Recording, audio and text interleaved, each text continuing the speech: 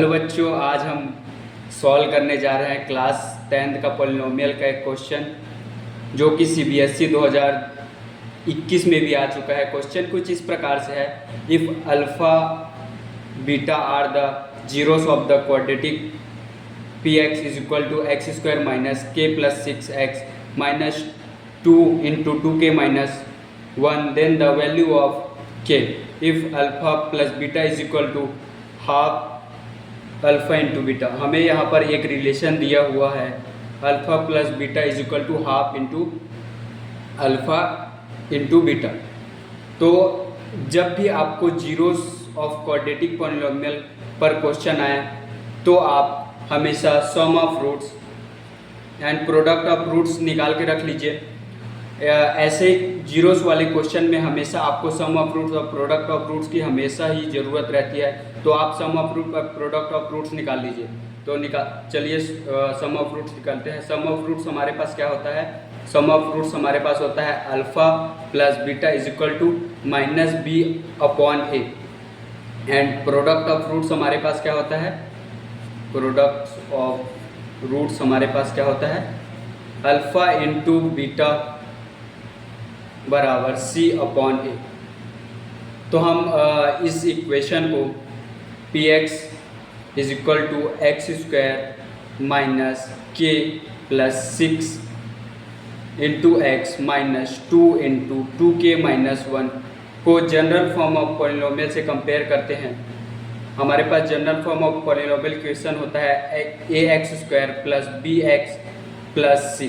तो हमारे पास यहाँ से a क्या आ जाएगा? a हमारे पास आ जाएगा 1, b हमारे पास क्या आ जाएगा? b हमारे पास आ जाएगा minus K plus 6 and c हमारे पास क्या आ जाएगा? Minus 2 into 2k minus 1। तो चलिए वैल्यूज पुट करते हैं। सबसे पहले sum of roots alpha plus beta बराबर हमारे पास क्या होता है? Minus B upon A. तो माइनस बी हमारे पास क्या दिया हुआ है? माइनस बी, हमें बी का वैल्यू क्या दिया हुआ है? Minus K plus 6। बी का वैल्यू हमारे पास माइनस के प्लस 6 दिया हुआ है, और फॉर्मूला में एक और माइनस बी का। अब ए का वैल्यू हमारे पास क्या दिया हुआ है? 1। तो अल्फ़ा प्लस बीटा बराबर हमारे पास क्या आ गया? K plus 6, and product of roots हमको क्या दिया हुआ है? अल्फ़ा इंटू बीटा बराबर सी अपॉन ए। सी हमको क्या दिया हुआ है? सी हमको दिया है minus 2 into 2k minus 1 upon 1। तो अल्फ़ा इंटू बीटा बराबर क्या आ गया?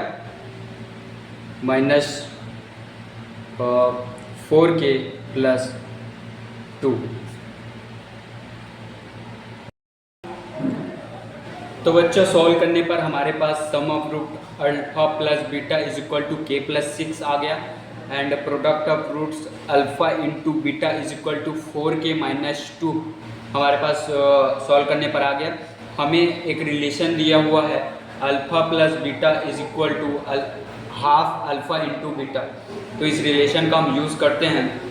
तो हमारे पास alpha plus beta is equal to half alpha into beta.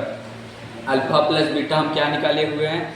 Alpha plus beta हम सॉल्व करके क्या निकाले हुए हैं?